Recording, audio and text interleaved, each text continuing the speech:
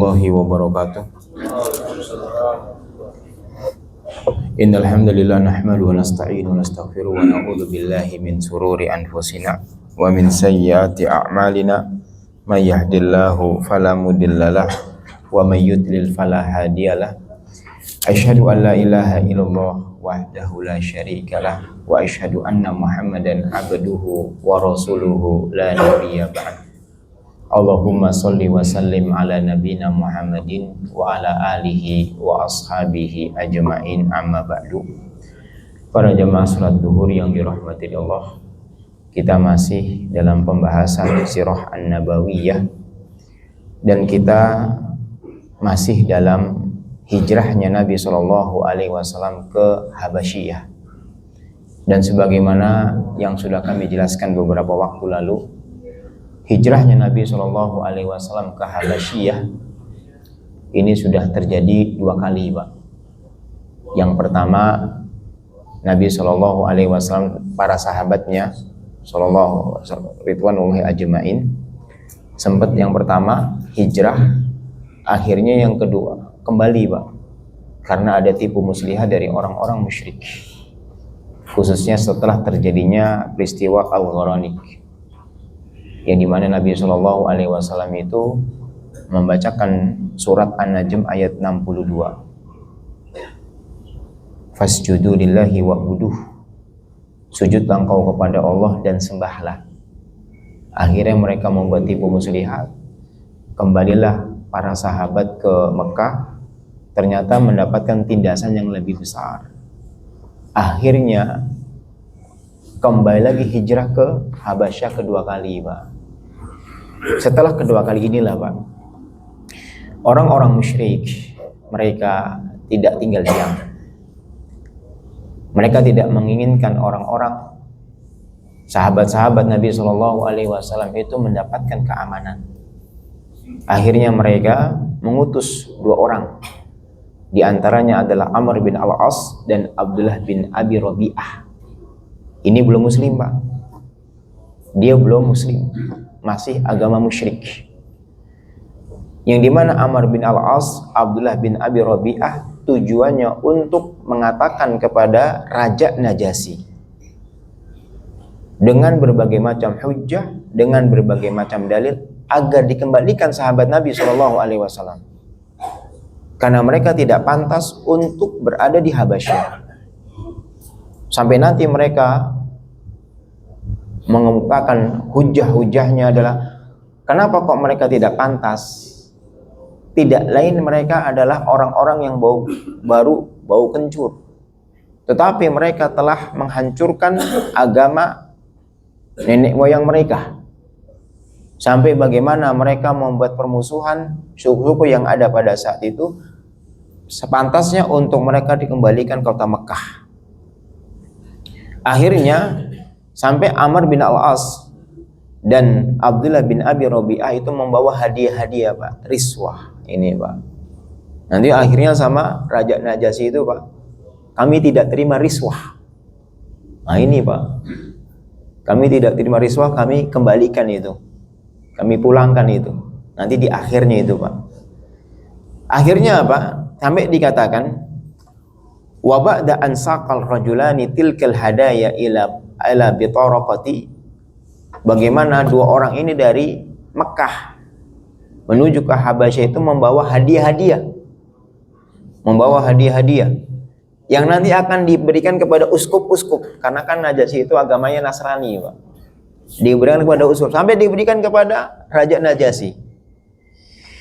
Wa zawadahum bil hujjajil lati yutradu biha ulaikal muslimun, sampai mereka diberikan hujah-hujah yang kuat. Nanti kalau menghadap kepada Raja Najasyi katakan seperti ini, sampaikan seperti ini. Akhirnya mereka sepakat dengan uskup-uskup yang ada. Uskupnya itu ngedukung, Pak. Cuman inilah kenapa kok Nabi SAW itu memilih Najasyi untuk sebagai tempat para sahabat itu berlindung hijrah, karena Najasyi itu pemimpinnya objektif. Nanti uskupnya mengatakan bareng sama Amr bin Al-As mengatakan Sampai nanti apa? Najasyi mengatakan, aku tidak pantas untuk hanya mendengar sepihak. Perlu hal ini saya dengarkan semua apa dari pendapat dari orang-orang tersebut, yang akhirnya adanya keputusan Najasyi, Pak. Makanya penting sebuah pemimpin yang adil, yang jujur dan seterusnya itu penting. Dan bahkan itu insya Allah akan memberikan keberkahan. Akhirnya dikatakan, wa ba'da an ittafaqat bi taraqatu ayusiru ala Najasyi bi iqsaihim. Setelah sepakat para uskup-uskup yang ada, akhirnya mereka hadir. Keduanya itu hadir. Amr bin Al-As dari kalangan orang-orang musyrik bersama Abdullah bin Abi Rabi'ah datang, diberikan hadiah-hadiahnya. Tiba-tiba mereka mengatakan, ayyuhal malik, innahu qad dawa ila baladika gilmanu sufaha. Wahai raja, telah hadir di tempatmu seorang anak bau kencur. Anak baru kemarin sore. Faraku dina qaumihim, mereka adalah orang-orang yang telah mencerai-beraikan agama nenek moyang mereka. Walam yadkhulu fi dinika, dan mereka juga nggak masuk ke dalam agamamu. Mereka bukan orang Nasrani, dan mereka juga menghancurkan agama nenek moyangnya.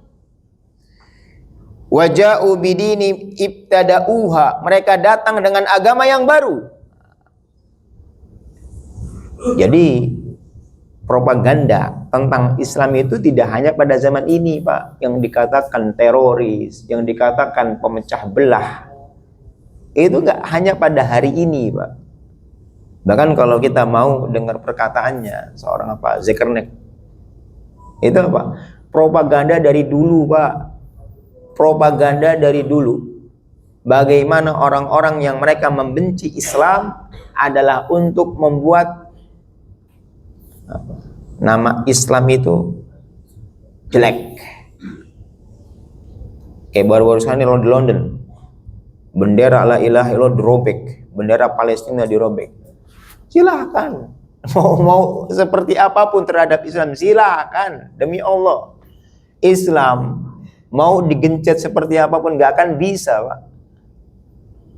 Mereka yang membenci Islam, yang memusuhi Islam, seperti apapun ingin memadamkan cahayanya Allah, silahkan, gak akan pernah bisa. Palestina itu dari dulu sampai sekarang, Pak, mana ada habis-habisnya. Bahkan yang ada itu bagaimana orang-orang Zionis tersebut yang mereka terjadinya kelemahan. La na'rifuhu nahnu wala anta. Kita nggak tahu ini agama apa, wahai raja. Engkau pun nggak tahu ini agamanya apa. Dikatakan, Pak, wa qad ba'atsna ilaika fihim asyrafu qaumihim min abaihim wa a'mamihim wa asyairihim. Sedangkan yang mengutus saya nih datang ke Habasyah ini adalah orang-orang yang mulia. Orang-orang yang punya kedudukan, dari para bapak-bapak yang punya kehormatan, paman-paman kami, keluarga-keluarga kami yang punya kehormatan, mengutus kami agar apa, Pak? Wah, ini bukan main-main yang datang. Tapi, Pak, ingat, pemimpin yang ada tidak melihat kepada kedudukan. Mereka sama. Yang dilihat adalah kebenaran. Yang dilihat adalah kebenaran. Objektivitas. Didengarkan. Makanya kenapa Nabi SAW perintahkan hijrah ke Habasyah. Ini belum hijrah ke Madinah, Pak. Ini belum hijrah ke Madinah. Nabi perintahkan ke Habasyah. Kenapa? Pemimpinnya adil. Pemimpinnya adil. Maka penting para bapak, pemimpin adil itu penting. Amanah, bertanggung jawab. Wa qalat al-bitaraqatu sidqan ayyuhal malik. Usul-usul ngedukung, Pak. Benar apa yang dikatakan wahai raja, benar apa yang dikatakan raja. Fa aslimuhum ilaihima falyuraddahum ila qaumihim wa baladihim. Benar itu wahai raja. Serahkan saja mereka, sudah selesai urusan. Kembalikan mereka kepada kaumnya. Dikatakan walakin ra'an najasi annahu la budda min tamhisil qadiyati wa sima'i atrafiha jami'an. Akan tetapi seorang pemimpin an-Najasi ini harus melihat persoalan dengan sejernih-jernihnya. Pemimpin seterang-terangnya, tidak ada sebuah kepentingan. Ini Pak, mendengarkan semua apa yang akan disampaikan. Najasi Pak, agamanya Nasrani Pak. Agamanya Nasrani Pak, tapi masih murni Nasraninya. Itu Pak. Sampai nanti akhirnya delegasi dari kaum muslimin itu membacakan surat Maryam, Kahaya Insot, itu didengar itu Pak. Nanti sampai 2 kali nih, sampai ini kejadian ini 2 kali Pak. Yang pertama, Amr bin Al-As itu nggak puas, udah besok kita kembali lagi, kita katakan kepada Raja Najasi. Akhirnya sampai fitnah itu apa Pak? Bahwasannya orang-orang ini berbicara tentang Isa putra Maryam. Didengar juga itu Pak, nggak ditolak. Sampai Ja'far mengatakan apa adanya nanti, mengatakan apa adanya, sampai dikatakan memang Nabi saya mengajarkan Isa itu adalah utusan dan hambanya Allah Subhanahu wa ta'ala. Itu didengar Pak. Nanti akhirnya Raja Najasyi itu ngambil semacam kayak ranting, apa yang dikatakan pendek, ajaran kalian dengan ajaran Isa alaihissalam itu tidak jauh beda dengan ajarannya Isa alaihissalam. Dikatakan fa'arsil ilal muslimin, utus itu orang-orang muslim, fada'ahum wa hadaru wa kanu qad ajma'u ala sidqi kainan makana. Undang mereka, hadirkan mereka semua kumpul di sini. Setelah mereka sepakat bahwasanya semuanya akan menunjukkan kebenaran. Walam tadkhulu bihi fi dini, akhirnya dikatakan oleh Najasyi bertanya, ma hadzal din alladzi faraqtum fihi qaumakum walam tadkhulu bihi fi dini wala dini ahadin min hadzal milal. Ini agama apaan sini? Ini agama apaan? Kalian ini memecah belah kaum kalian ini. Kalau zaman kita ya Pak, teroris. Dan itu Pak, Wahabi dan lainnya. Oh, ini apaan ini? Oh, ini ajaran baru. Ajaran yang tidak pernah dikenal. Sampai dikatakan oleh An-Najasyi apa? Sampai kalian gak mau masuk agama saya, Nasrani, kalian gak mau masuk agama musyrik. Atau milah-milah, apa namanya milah-milah yang ada. Ini apaan ajaran seperti ini? Akhirnya Bapak Ja'far bin Abi Thalib mengatakan, Ja'far, ayyuhal malik, kunna qauman ahlul jahiliyah. Wahai raja, kita ini dahulu adalah orang-orang jahiliyah. Ja'far itu nanti Pak akan menyebutkan kebanggaan dengan ajaran Islam. Bangga dengan ajaran Islam. Ini yang harusnya Pak kita banggakan di negeri ini Pak. Bagaimana ajaran Islam. Kunna qauman ahlul jahiliyah, kami dahulu adalah orang-orang jahiliyah.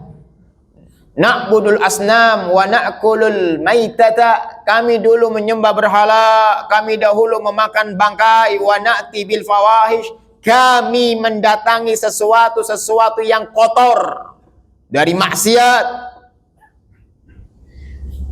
Wa naqta'ul arham, sampai kami memutuskan tali silaturahmi. Perkara kecil itu Pak, di zaman jahiliyah Pak, itu persaudaraan putus Pak. Perkara-perkara kecil, perkara-perkara enteng, urusan-urusan silaturahmi itu dimudahkan untuk diputuskan. Makanya kami katakan jamaah, kami katakan Pak, banggalah dengan Islam. Islam Pak, demi Allah, kalau kita itu benar-benar Pak mengamalkan Islam, Ajaran Islam adalah ajaran yang akan membanggakan itu, Pak. Makanya saudara kita di Palestina itu digencet kayak apa? Mana di antara mereka yang meninggal Islam? Ayo. Mana saudara kita di Palestina, Pak? Kondisi tertindas, kondisi teraniaya. Mana di antara mereka yang meninggal Islam? Bahkan yang ada, mereka semakin ditindas, mereka semakin teraniaya, semakin kuat, Pak. Saya dapat video, Pak. Ayah sama anaknya. Anaknya itu umur sekitar 3 tahun atau 4 tahun. Bawa piring, Pak. Ikutin ayahnya. To'am. Apa kata ayahnya? Gak ada yang bisa buat kita makan. Gak ada yang bisa kita makan. Akhirnya itu Pak nangis, Pak. Tapi enggak, dia meninggal Islam. Bahkan bagaimana keislaman mereka semakin kuat. Kenapa? Kebanggaan dalam ajaran Islam. Kebanggaan dalam syariatnya. Karena seseorang itu mulia dengan syariat. Sehebat apapun kita di atas dunia, secanggih apapun kita dalam urusan-urusan dunia, kalau tanpa adanya ajaran Islam, tanpa adanya syariat, demi Allah, Pak. Demi Allah, gak akan ada itu sesuatu ada artinya. Islam. Wa naqtul arham wa nusiul jiwar. Dan kami itu apa? Berbuat buruk sama tetangga. Jadi kalau berbuat buruk sama tetangga itu, Pak, bukan urusan, itu bukan orang Islam, apa sebutnya, bukan ajaran Islam, Pak. Punya hobi setel musik gede-gede sampai horek itu, Pak. Afwan ini sampai apa? Kita punya hajatan, jalan-jalan ditutupin, sampai akhirnya apa? Orang hak-hak jalan itu apa? Keganggu. Ini dari mana? Dikatakan oleh Ja'far, kami dulu itu berbuat buruk terhadap tetangga. Kami berbuat buruk terhadap tetangga. Bagaimana kami mengganggu tetangga kami? Tapi ajaran Islam adalah mereka yang memuliakan tetangga. Sampai ada, Pak, dalam kitab Adabul Mufrad suatu hadis, Jibril memberikan wasiat kepada saya untuk berbuat baik kepada tetangga, sampai-sampai saya menyangka saya itu memberikan warisan kepada tetangga saya. Itu, Pak. Jibril memberikan wasiat kepada saya untuk berbuat baik kepada tetangga, sampai-sampai saya menyangka itu harus ngasih warisan kepada tetangga. Saking bagaimana Islam itu, Pak. Nah kita, berapa waktu lalu saudara kita ada yang meninggal. Kondisi bagaimana, Pak? Anak kecil keluar cacing dari mulutnya apa hidungnya itu, Pak. Ya enggak nih? Realita itu, Pak. Padahal Nabi Shallallahu Alaihi Wasallam katakan, bukanlah seorang mukmin yang dia tidur dalam keadaan kenyang, sedangkan tetangganya tidur dalam keadaan lapar. Bukan seorang mukmin.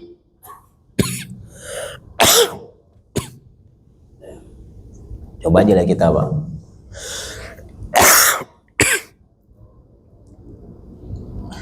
Wa ya'kulul minal qawiyyu dha'if. Orang yang kuat di antara kita memakan orang yang lemah. Gak punya kekuasaan, gak punya kekuatan. Duduk kita tuh kayak gitu tuh. Katanya Ja'far itu, Pak, ketika jahiliyah, Pak. Fakuna ala dzalik, kami dahulu di atas demikian itu. Hatta ba'atsallahu ilaina rasulan minna, sampai Allah Subhanahu wa taala mengirimkan kepada kami, mengutus kepada kami seorang utusan, bangga dengan Nabi Muhammad sallallahu alaihi wasallam. Bangga dengan utusannya Nabi Muhammad sallallahu alaihi wasallam. Huwa alladzi arsala rasulahu bil huda wa dinil haqq. Dialah Allah Subhanahu wa taala dalam surat Al-Jumu'ah yang membacakan ayat-ayat dan mengutus seorang utusan. Bangga ini, Pak. Bagaimana tidak bangga Allah Subhanahu wa taala menjelaskan tentang nabi kita, laqad ja'akum rasulun min anfusikum alaihi ma anittum harisun alaikum bil mu'minina raufur rahim. Sungguh telah datang kepada kalian seorang utusan dari jiwa kalian, sama seperti kalian, sama seperti kalian. Kadang gembira, kadang sedih, kadang susah. Kita sudah bahas Pak, di awal-awal ketika Nabi SAW menerima wahyu. Nabi setelah mendapatkan wahyu gak ada Pak kehidupannya itu oncang-oncang kaki, tenang gitu. Semuanya adalah perjuangan Pak. Dikatakan dalam kitab Rahiqul Maktum, Nabi Pak SAW itu setelah mendapatkan wahyu, itu udah hidupannya itu adalah perjuangan Pak. Perjuangan. Ini yang kita bangga akan Nabi kita Muhammad SAW. Maka kata Ja'far bin Abu Thalib mengatakan, dialah hatta sampai Allah Subhanahu wa taala mengirim kepada kami seorang utusan, na'rifu nasabah. Kami tahu nasabnya. Gak ada demi Allah Pak, di atas dunia ini yang diketahui nasabnya melebihi Nabi SAW. Gak ada Pak. Kita ketika dulu awal-awal pembahasan Pak, Nabi SAW bagaimana nasabnya sampai Adnan sampai apa itu? Nanti dari Adnan sampai Ibrahim, Ibrahim sampai Adam alaihissalam. Nasab itu diketahui Pak. Wasidqahu, kejujurannya. Wa amanatahu, dan amanahnya. Ketika apa? Ketika terjadinya hijrah Pak ke Madinah. Salah satu kenapa Ali bin Abi Thalib itu telat Pak untuk hijrah ke Madinah. Ternyata apa Pak? Nabi itu ngomong sama Ali bin Abi Thalib, tolong kembalikan dulu barang titipan orang-orang musyrik yang ada di saya. Jadi Nabi itu Pak, itu tempat barang titipan Pak, sallallahu alaihi wasallam. Ini punya fulan, ini punya fulan, ini punya fulan. Padahal beda akidah. Ketika Nabi SAW ingin hijrah, ketika Nabi SAW ingin hijrah ke kota Madinah, ngomong sama Ali bin Abi Thalib, engkau jangan hijrah dulu, kembalikan dulu apa-apa yang dititipkan oleh orang-orang musyrik. Amanahnya Pak. Masya Allah. Ini periuknya fulan, ini wajahnya fulan, ini tempat ini punyanya fulan, kembalikan. Dikembalikan Pak. Akhirnya apa? Ali selesai, kemudian apa? Sempat tidur di atas depannya Nabi Muhammad SAW. Akhirnya ketahuan sama orang musyrik, dipukulin sama orang-orang musyrik. Itu salah satu di antara kenapa Ali bin Abi Thalib itu telat hijrahnya ke kota Madinah, karena mengembalikan dulu titipan-titipan itu Pak. Sampai Pak pernah kita bahas juga Pak ya, ketika umur usia beliau 35 tahun tuh Pak. Umur 35 tahun. Apa itu Pak? Peletakan Hajar Aswad Pak. Itu kan sempat Ka'bah itu direnovasi Pak. Cuman para orang-orang musyrik itu apa? Selisih. Siapa nih yang berhak untuk meletakkan Hajar Aswad? Hajar Aswad pada saat itu nggak kecil-kecil kayak zaman sekarang Pak. Dulu gede-gede Pak. Gede, bongkahan. Adapun kecil-kecil itu karena sempat dicuri oleh suku Qoromitoh dari sekte Syiah. Itu hilang selama 25 tahun itu Pak. Dari Mekah. Akhirnya dikembalikan berupa gugusan kecil-kecil. Itu dulu pada Nabi SAW umur 35 tahun Pak, selisih. Siapa nih yang berhak meletakkan Hajar Aswad? Siapa nih yang berhak? Akhirnya apa? Mereka sudah kita sepakati saja. Barang siapa yang masuk ke Masjidil Haram, ke Baitul Ka'bah dari pintu ini, maka dialah yang berhak untuk meletakkan Hajar Aswad. Ternyata siapa Pak yang sampai kepada pintu yang telah mereka tunjuk? Nabi kita Muhammad SAW. Ketika Nabi SAW sampai pada pintu itu, apa kata orang-orang musyrik? Telah datang orang yang terpercaya, telah datang orang yang jujur, telah datang orang yang amanah, telah datang orang yang seperti dan seterusnya. Bagaimana pengakuannya orang-orang Quraisy? Nabi kita Muhammad SAW Inilah Nabi kita, Pak. Makanya, Pak, Abu Bakar As-Siddiq itu dari sebagian ahlu tarikh mengatakan kenapa dia meninggal dunia. Ada yang mengatakan karena memang kerinduan kepada Nabi kita Muhammad sallallahu alaihi wasallam. Kecintaannya begitu sangat terhadap Nabi kita Muhammad sallallahu alaihi wasallam. Kenapa? Ajarannya.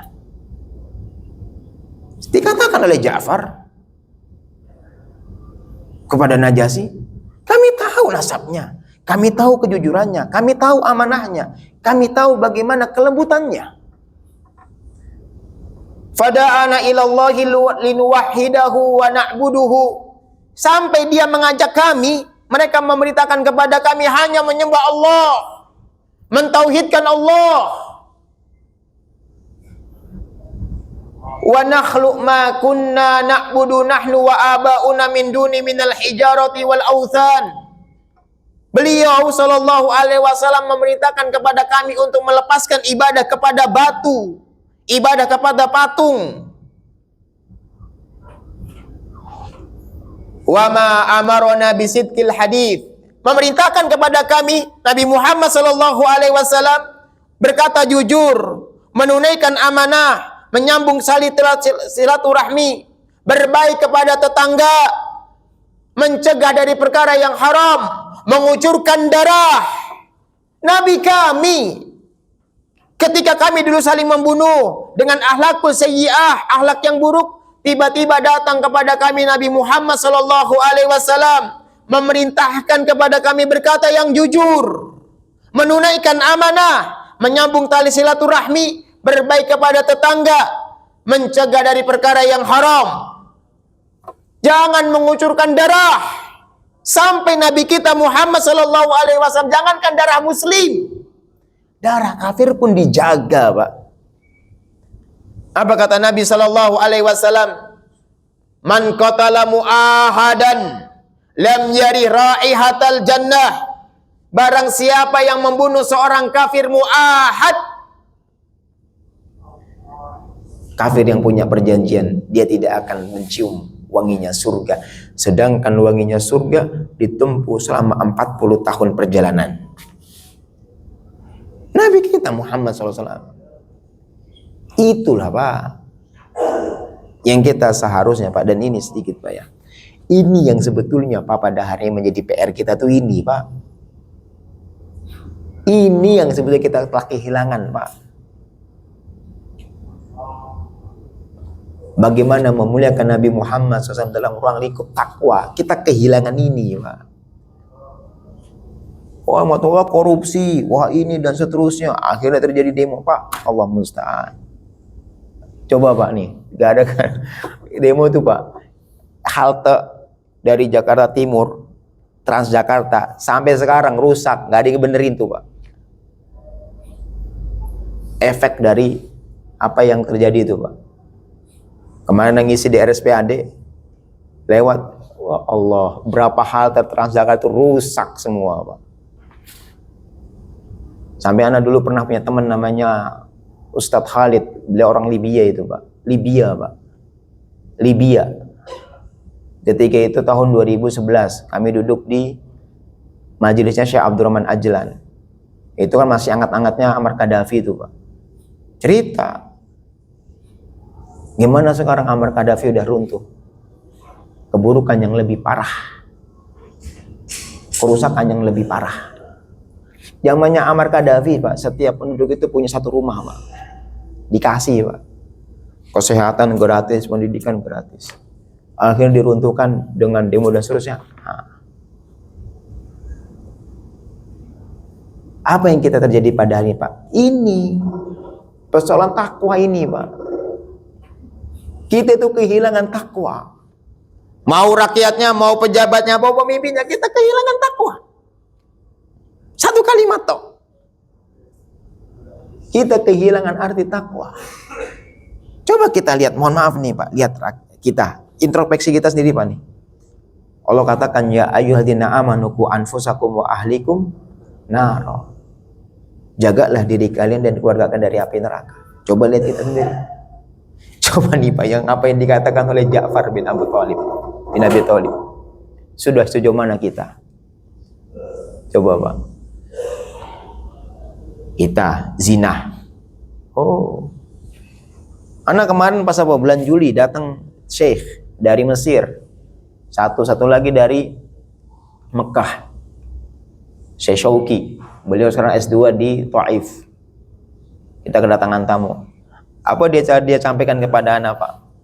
Yang satu tuh Syekh Ahmad Nafi itu dari Mesir, beliau pernah di Indonesia itu 8 tahun Pak. Beliau sampaikan ke anak, saya kaget dengan Indonesia. Kenapa Syekh? Jalur untuk menuju zina itu gampang. Ya kan ya Pak? Di Indonesia untuk menuju zina itu gampang, terbuka dengan sangat mudah. Riba, pinjol, kadang-kadang kita cuman gara keinginan, hawa nafsu dan ego, bela-belain pinjol, bela-belain riba.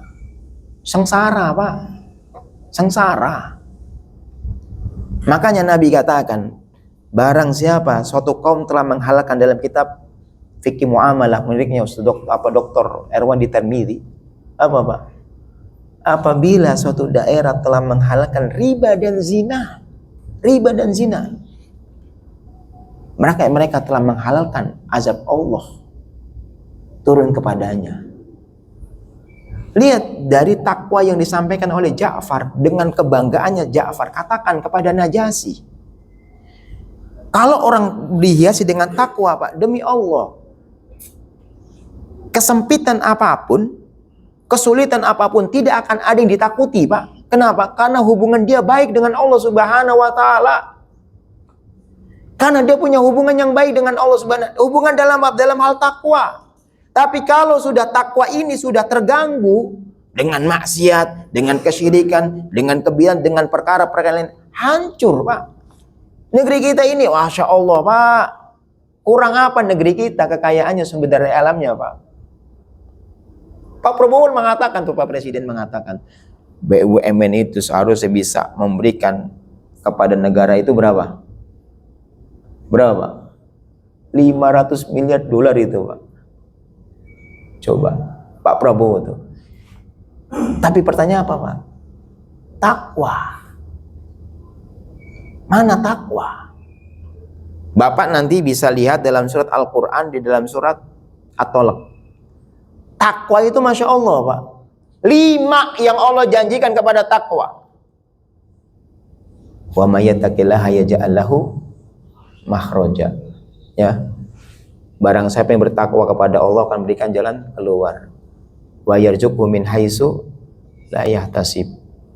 Allah akan berikan dari yang enggak disangka-sangka. Kemudian juga wa may yattaqillaha yaj'al lahu min amrihi yusra. Barang siapa yang bertakwa kepada Allah maka urusannya akan dipermudah, itu Pak.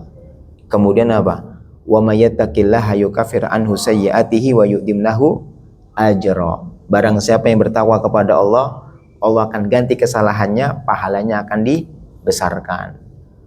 Kemudian lagi wa may yu'min billah wa ya'mal shalihan yudkhilu jannatin tajri min tahtiha al-anhar khalidina fiha abada qad ahsanallahu lahu rizqa. Barang siapa yang beriman kepada Allah, beramal soleh, apa kata Allah? Rizkinya akan diperbaiki.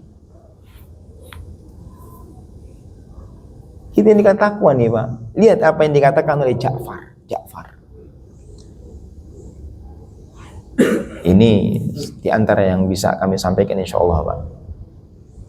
Maka sebagai kesimpulannya adalah Pak, perbaikilah hubungan kita sama Allah Subhanahu wa Ta'ala.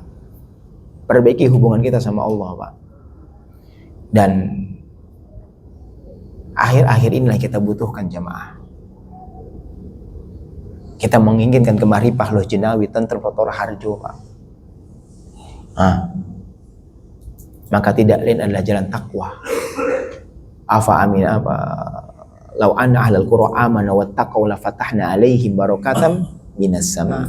Kalau seandainya penduduk dunia semuanya takwa, beriman kepada Allah, kami bukakan keberkahan dari atas langit. Maka bagaimana Ja'far dengan kebanggaannya dengan ajaran Nabi kita Muhammad Sallallahu Alaihi Wasallam. Mungkin ini yang bisa kami sampaikan kesempatan kali ini. Kurang lebihnya mohon maaf. Subhanallah bihamdik asyhadu an la ilaha illa anta astaghfiruka wa atubu ilaik. Assalamualaikum warahmatullahi wabarakatuh.